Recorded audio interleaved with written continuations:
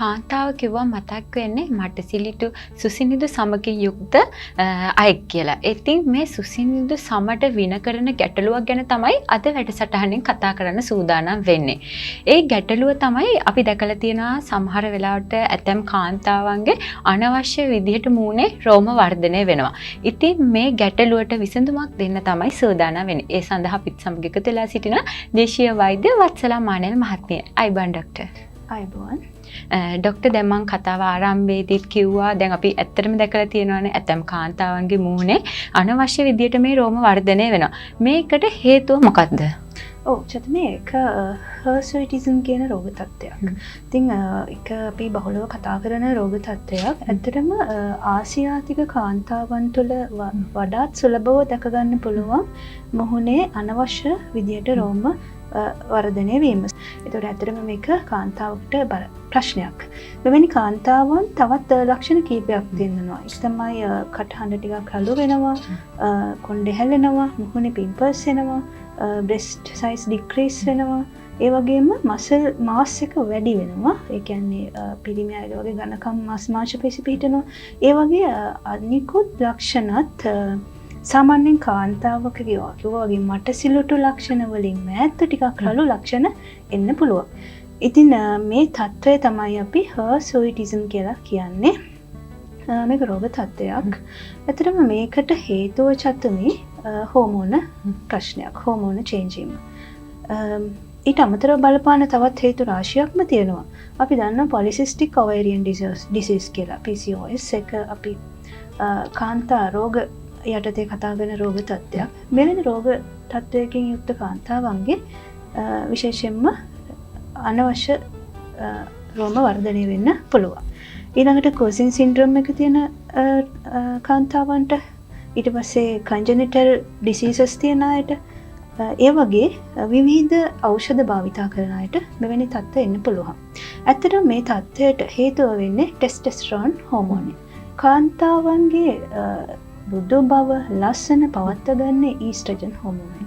කාන්තාවන් තුළ ටෙස්ටෙස්ටරෝන් හෝමෝනය වැඩි වශයෙන් වර්ධනය වෙනවා නම් එයාගේ පිරිමි ලක්ෂණ යම්තාක් දුරට මතුවෙන්න පුළුවන්. ඉතින් ටෙස්ටෙස්ටරෝන් හෝමෝන ක්‍රියාකාරීත්වය තමයි මේ තත්ත්වයට හේතු වෙන්නේ. මෙය සම්පූර්ණයෙන්ම අභ්‍යන්තර ක්‍රියාවලියක්. එතකොට ඩොක්ටර් දැන් මේකට වයස් සීමාවක් තියනවාද? කියන්නේ මේ රෝගී තත්ත්වයට කියන අනවශ්‍ය විදියට රෝම වර්ධනය වෙන්න පටන් ගන්න කාල සීමාවක් තියනවාද?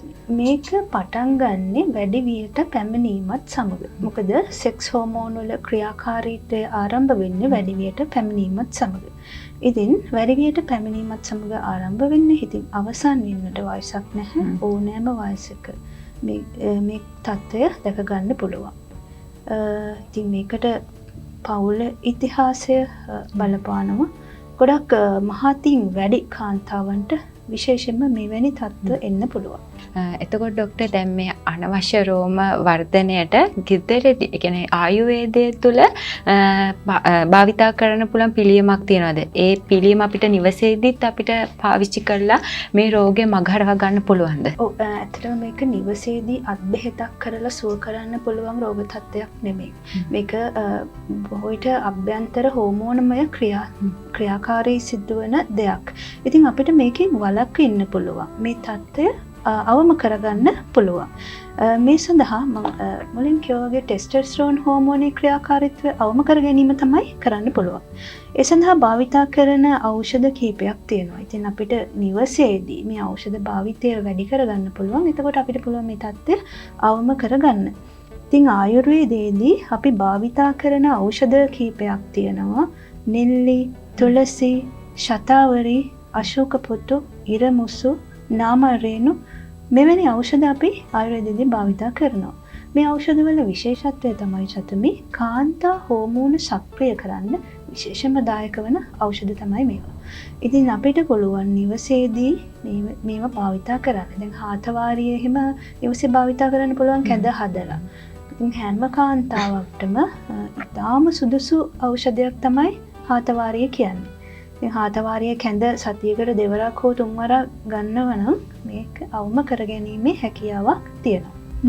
නෙල්ලි කියන්නේ අපේ රූපය ලස්සනට තියාගන්න උදව් වෙන පළතුරක්. ඉතින් අපිට පුළුවන් හැමදාම රෑට නෙල්ලි ගෙඩි කිහිපයක් වතුරට දමලා ඒ වතුර උදේට පානය කරන්න.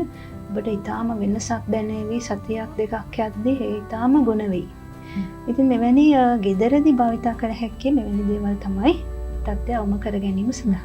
අපේ වීඩියෝ නරඹන ප්‍රේක්ෂකයන්ට ඉතාමත් පහසු ක්‍රම අපි කියලා දෙනවා මේ රෝගී තත්ත්වයන් වලින් මිදෙන්න, මේ රෝගී තත්ත්වයන් හදා ගන්න නැතුව නිරෝගී සම්පන්නව ජීවිතයක් ගෙවන්න තමයි අපේ වැඩසටහන තුලින් ඔබට හැම විටම කියලා දෙන්න උත්සාහ කරන්නේ.